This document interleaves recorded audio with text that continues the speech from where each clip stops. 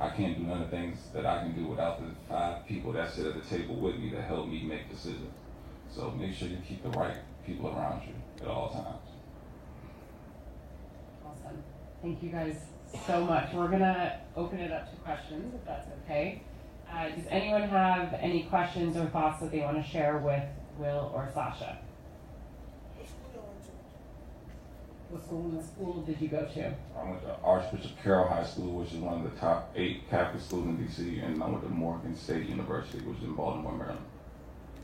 Copac High School in Long Island and MCCU, North Carolina. What else? Everybody from DC want to go to Morgan. What is fun at Morgan? Was it fun at Morgan? Yeah, Morgan was chill. The thing about it is when I say appreciate sport, and this is why I say that, when I was in high school, I was a top 500 football player in the country. So I was flown down to San Antonio, went through that whole process, got interviewed, colleges were coming, everything was cool, it was all love. Me and that gentleman that's sitting back there. So I went to Texas, and I came back, all the big schools was there, D1, every practice for a whole year. Everything was cool, or at least I thought so. But my football coach wasn't holding up his sanctuary, that's your peace. So seeing kids, once again, hit me up like, yo, I'm trying to get to the gym.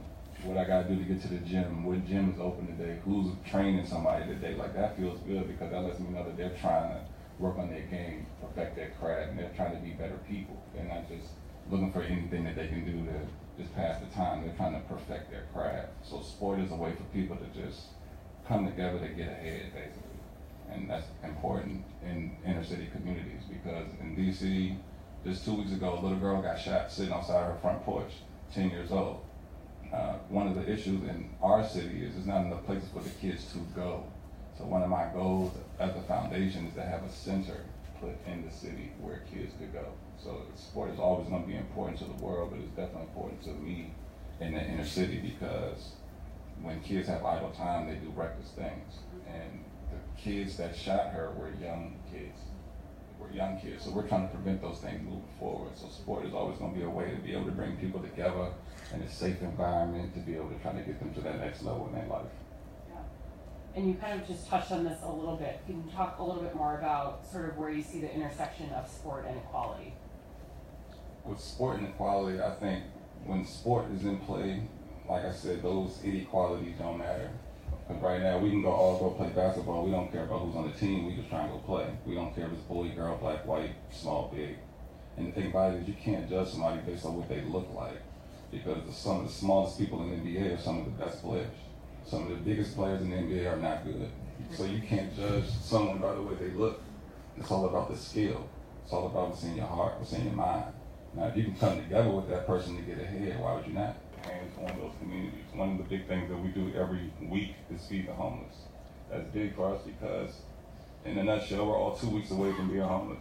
I mean, it's a blessing to be able to get up every day and go to work, for your parents to be able to get up and go to work to provide for you guys. So when you're out there and you're playing a sport, don't take it for granted. Always give your best because at the end of the day, it can be taken from you. And being able to feed the homeless in my community, with last year alone, was 8,000 to 10,000 people homeless and hungry in D.C. DC is not a state, so it's not a very big place. So last year, the organization, we, with the kids at the YMCA's and the Boys and Girls Club, made 2,000 sandwiches. The 2,000 was important to us because that's 1/4 or 1/5 of the 8,000 to 10,000 in our city that's hungry.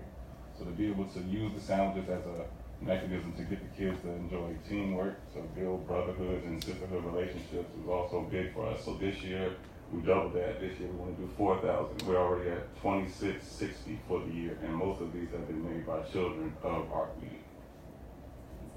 And how did your foundation sort of come about? You mentioned a bunch of you were working at Nike, you were all friends. Like, what happened that you were like, we're going to start our own thing? Well, honestly, my little brother, his name is Devontae Smith, was there. He went to Georgetown in 2012. While playing for Georgetown, his 4 years there, we spoke, and he always wanted to give back to the community some way, somehow. So our goal was for him to get drafted and go to the NBA, and